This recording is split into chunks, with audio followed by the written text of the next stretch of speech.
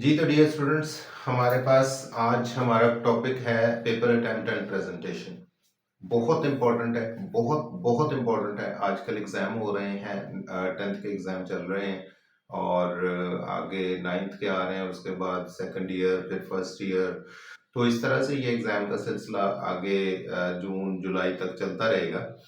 तो ये आपको जरूरी आना चाहिए कि how to attempt a paper, like a person who grabs maximum marks or who scores the highest marks in the board। तो वो क्या करता है? तो सबसे पहले तो आपने मार्जिन लाइंस ड्रॉ करनी है। आजकल वैसे बोर्ड में जो आपको शीट दी जाती है उस पर मार्जिन लाइन पहले से ड्रॉ होती है, अगर ना हो तो आपने खुद ड्रॉ करनी होती है। लेकिन आप खुद वैसे भी उसके ऊपर उसको फाइनलाइज करें, उसको ड्रॉ करें तो ज्यादा अच्छा होगा। तो मार्जिन लाइन ड्रॉ करने के भी अपने कुछ रूल्स एंड रेगुलेशंस हैं। ऐसा नहीं है कि आप जो है वो जहां चाहे जितनी चाहे आप मार्जिन लाइन ड्रॉ कर सकते हैं। ठीक है। नंबर 1, आपने ये ख्याल रखना है कि आपकी लेफ्ट मार्जिन लाइन जो है ये पेपर के एज से 1 इंच होनी चाहिए। ठीक है। कितनी होनी चाहिए? 1 इंच। और जो आपकी राइट मार्जिन लाइन है ये आपके पेपर के एज से 0.5 या हाफ इंच, इसको कहें आप, हाफ इंच होनी चाहिए। ठीक है। अप्रोक्सीमेट, ये नहीं मैं कह रहा कि आप सेंटीमीटर्स मेजर करके उसको ड्रॉ करें, लेकिन अप्रोक्सीमेट आपका, जो बहुत ज्यादा जगह छोड़ देते हैं या बिल्कुल जगह नहीं छोड़ते, मार्जिन लाइन ड्रॉ कर देते हैं लास्ट एज पे, वो सारे मेथड्स जो हैं वो गलत होते हैं। ठीक है। उसके बाद जैसे ही आपने मार्जिन लाइंस ड्रॉ कर ली सारी, ऑल 32 पेजेस पे, उसके बाद आप फर्स्ट पेज पे दोबारा से आए। यहाँ पर आप प्रॉपर इसको सबसे पहले, क्योंकि ऑब्जेक्टिव तो आप पहले सबमिट करवा चुके हैं, तो अब आपका सब्जेक्टिव टाइप स्टार्ट हो रहा है। ठीक है। तो आप यहाँ मिड में इसकी मेन हेडिंग दे सब्जेक्टिव टाइप।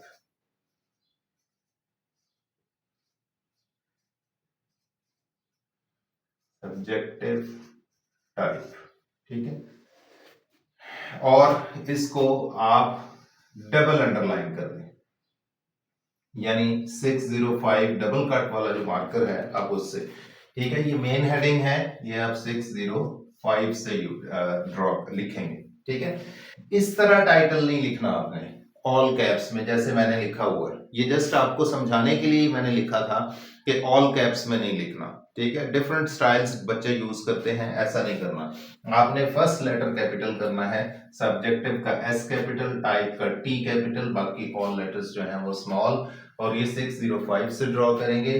ठीक है। इसके नीचे जो मार्जिन लाइन अंडरलाइनिंग करेंगे वो डबल अंडरलाइन कर सकते हैं आप, सिंगल भी ठीक है, लेकिन मेन हेडिंग को डबल अंडरलाइन किया जा सकता है। Main heading is always centralised. Main heading हमेशा सेंटर में होती है और सब हेडिंग हमेशा लेफ्ट अलाइंड होती है। बहरहाल अभी हम सब्जेक्टिव टाइप लिखेंगे। सब्जेक्टिव टाइप के बाद आप सेक्शन, ऑब्वियसली 1 या 2 उसमें आगे सेक्शंस होते हैं पेपर में, तो सेक्शन 1 अटेम्प्ट कर रहे हैं या सेक्शन 2, सॉरी। ठीक है। सेक्शन, आप फर्ज करें 1 ही अटेम्प्ट कर रहे हैं। ठीक है। इसको भी आप डबल अंडरलाइन करना चाहते हैं कर सकते हैं, और ये भी आपका 605 से ही ड्रॉ किया जाएगा, सॉरी लिखा जाएगा। ठीक है। उसके बाद आप क्वेश्चन नंबर लिखेंगे, कौन सा क्वेश्चन आप अटेम्प्ट करने जा रहे हैं। तो मेरी सजेशन है पूरा वर्ड क्यू लिखने की जरूरत नहीं है, आप क्यू लिखें कैपिटल, डॉट, नंबर का एन कैपिटल, ओ स्मॉल, डॉट। आप फर्ज करें क्वेश्चन नंबर 3 सबसे पहले अटेम्प्ट कर रहे हैं, तो यहाँ क्वेश्चन नंबर 3 लिख दें। ठीक है। क्वेश्चन नंबर 3 भी आप 605 से ही लिखेंगे क्योंकि ये अभी तक हमारी मेन हेडिंग सी चल रही है। क्वेश्चन नंबर 3 किस चीज का है आप उसकी टाइप लिखेंगे, फॉर एग्जांपल वो शॉर्ट आंसर क्वेश्चन है। ठीक है। तो आप यहां पर लिखेंगे शॉर्ट आंसर क्वेश्चंस। ठीक है।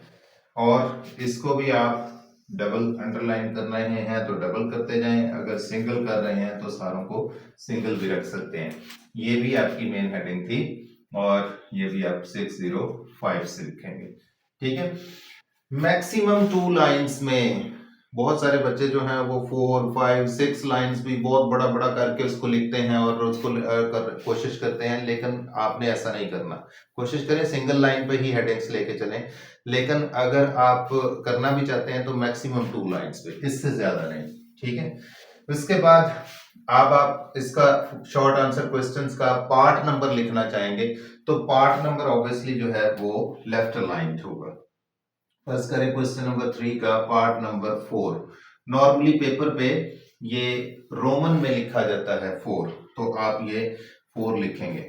ठीक है, और फिर उस क्वेश्चन की सब हेडिंग आ जाएगी। ये मेन हेडिंग्स नहीं, ये सब हेडिंग है। ठीक है, तो फॉर एग्जांपल आप क्वेश्चन पेपर अटेम्प्ट कर रहे हैं फर्स्ट ईयर का या 9th का कर लें, चले 9th का देख लेते हैं। ठीक है, तो आपका क्वेश्चन होता है कि why did the pagans bring their suits to हजरत मोहम्मद सल्लल्लाहु अलैहि वसल्लम, के नॉन मुस्लिम्स जो हैं वो हजरत मोहम्मद सल्लल्लाहु अलैहि वसल्लम के पास अपने मामलात क्यों लेके आते थे।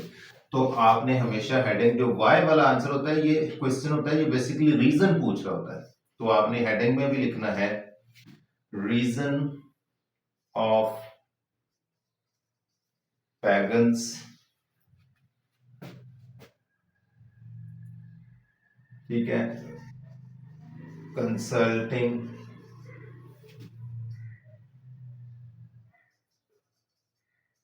मोहम्मद सल्लल्लाहु अलैहि वसल्लम।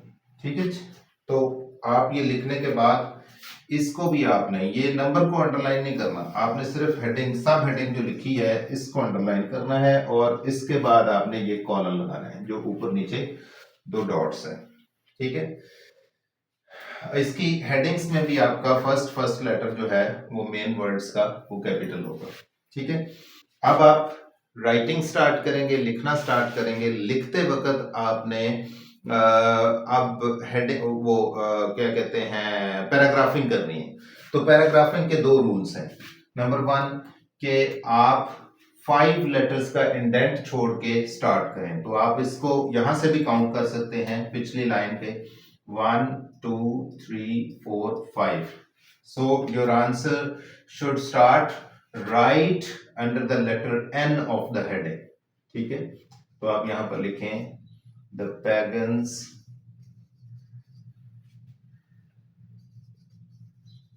brought their suits। मैं पूरा आंसर नहीं लिख रहा बिकॉज यहां पर आपको मकसद सिर्फ जो है वो अंडरस्टैंडिंग ऑफ पेपर अटेम्प्ट देना है। ठीक है, तो आप ये लिखते चले जा रहे हैं। फर्ज करें आपका यहाँ पर क्वेश्चन खत्म हो गया, हेडिंग हो गई। ठीक है, अब आप जो है नेक्स्ट क्वेश्चन अटेम्प्ट करने से पहले you need to skip a line. एक लाइन आप कंप्लीट स्किप कर दें, उस पर कुछ नहीं लिखना। अभी मैं आपको उसकी इंपॉर्टेंस भी बताता हूं कि वो लाइन स्किप करने की इंपॉर्टेंस क्या है। ठीक है, तो आप जो लाइन स्किप कर देंगे उससे नीचे दोबारा आप यहां लिखें क्वेश्चन नंबर पार्ट नंबर। अब फर्ज करें 1 कर रहे हैं 4 के बाद, तो यहाँ 1 लिखें और इसकी हेडिंग लिखें। फॉर एग्जांपल अब जो है वो बिहेवियर ऑफ अबू कुहाफा, या फर्स्ट ईयर में से कोई क्वेश्चन हो जाता है। ठीक है, उसकी आप सब हेडिंग लिखेंगे। ऐसे ही सब हेडिंग के बाद कॉलम लगाएंगे, उसको अंडरलाइन करेंगे। अब आप याद रखिएगा कि इसके सामने से भी स्टार्ट कर सकते हैं आप आंसर, लेकिन कोशिश करें ना करें। आप नीचे जो है वो नेक्स्ट पैराग्राफ से स्टार्ट करें, नेक्स्ट लाइन से। ठीक है, तो वैसे ही आप जो है वो 5 लेटर्स को काउंट करके यहाँ पे 1 2 3 एक स्पेस दिया आपने 4 और ये H5। So your answer should start right under the letter E of heading. तो यहां से दे यूज टू, ठीक है, जो भी है, मैं यहाँ पर अब हमारा ऑब्जेक्टिव जो है वो ये नहीं है कि हम कोई प्रॉपर पूरा क्वेश्चन अटेम्प्ट करें। ठीक है, अच्छा जी, अब मैं बताता हूं कि ये जो आपने पैराग्राफिंग की है, यहाँ पर 5 लेटर्स की इंडेंट छोड़ा है, यहाँ पर भी आपने 5 लेटर्स का इंडेंट छोड़ा है। इसको American sorry British style of paragraphing कहते हैं।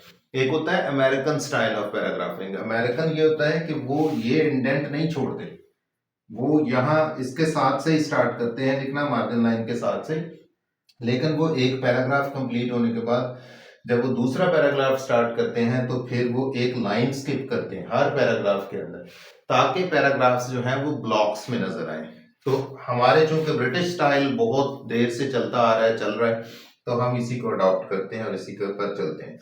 अब ये जो लाइन हमने एक स्किप की थी, इसकी इंपॉर्टेंस क्या है? इसकी इंपॉर्टेंस ये है कि फर्ज करें आप यहाँ पर रिवीजन में पेपर को एंड पे पढ़ते हुए आपको समझ आई कि जी यहाँ पर आप कोई लाइन, कोई सेंटेंस भूल गए थे।